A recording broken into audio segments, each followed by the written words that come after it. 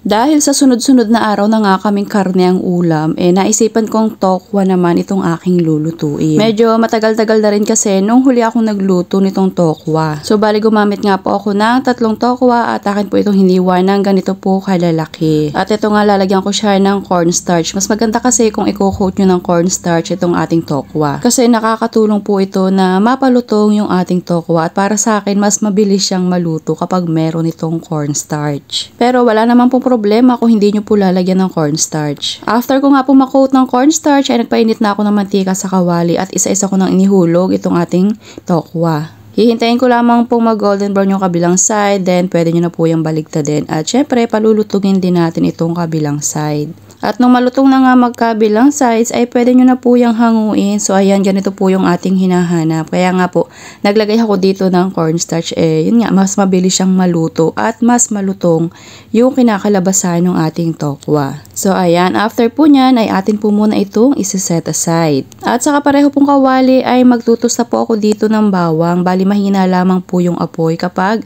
magtutusta po kayo ng bawang. At kapag ganito nang nag-color brown na ay pwede nyo na po yung hanguin. Then set aside din po ulit. At saka pareho nga pong kawali ay binawasan ko yung mantika niyan pero naglagay po ako dyan ng 2 kutsara ng butter. Pandagdag lasa po itong butter. At gagamitin po tayo dito ng 200 grams ng mushrooms. So yan po hahayaan natin mag-isa muna dito sa butter itong ating mushroom. Alam nyo ba yung ganitong luto sa tokwa ay talaga naman pwede nyong ipanglaban sa mga masasarap na ulam kapag meron kayong okasyon. Kasi nga mas pinabonggang luto ito sa tokwa. So ayan, bali naglagay nga po ako dyan ng 2 kutsara ng harina at akin po yung bahagyang tinusta at inihalo ko dito sa ating mushrooms. Bali yan pong harina ay magsisilbi pong pampalapot dito sa ating recipe. So naglagay rin po ako dyan ng 1 kutsarang soy sauce. Halu-haluin lamang hanggang sa malagyan na lahat ng soy sauce itong ating mushrooms. At naglagay po ako dyan ng 1 cup na water. Bale, gradually lamang po ang paglalagay niyan at halu-haluin hanggang sa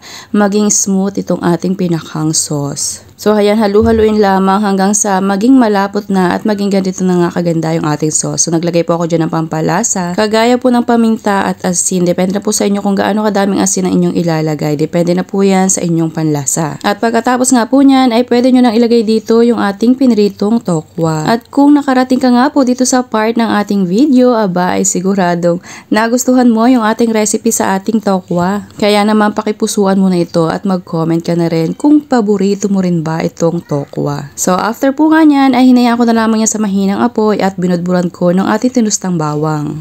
At ayan na, after ilang minuto po aba ay ready to serve na itong ating garlic pepper mushroom and tokwa. Napakasarap po nito at itsura pa lang ay hindi talaga ito magpapatalo dun sa mga pangmalakasang ulam mo kapag merong okasyon. So sana'y nagustuhan mo ang aking recipe ngayong araw sa tokwa. Thank you for watching. Serve and enjoy!